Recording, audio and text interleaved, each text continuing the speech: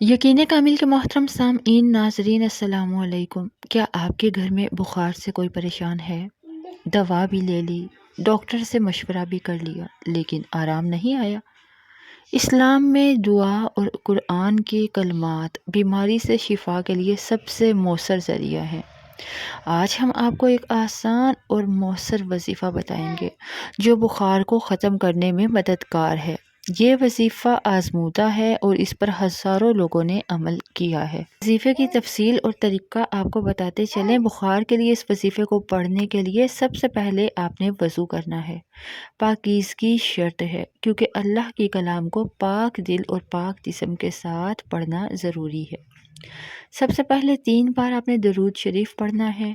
आप कोई भी दरूद शरीफ पढ़ सकते हैं, जैसे दरूद इब्राहीम या अल्लाहुम्मा सल्ली अला मुहम्मदिन व अला आलि मुहम्मद। नंबर 2, फिर आपने 7 मरतबा सूरह फातिहा पढ़नी है। सूरह फातिहा को शिफा की सूरह कहा जाता है और ये बीमारियों के ख़ात्मे के लिए बहुत ही मौसर है। नंबर 3, सूरह फातिहा के बाद आपने 3 मरतबा ये दुआ पढ़नी है जो आप सामने स्क्रीन पर देख सकते हैं, जिसका तर्जुमा समाअत फरमाइए। ए अल्लाह, बीमारी को दूर कर दे। ए इंसानों के रब, शिफा दे, क्योंकि शिफा देने वाला तू ही है। ऐसी शिफा अता फरमा जो बीमारियों को बिल्कुल ख़त्म कर दे। नंबर 4, आखिर में दोबारा आपने 3 मरतबा दरूद शरीफ पढ़ना है।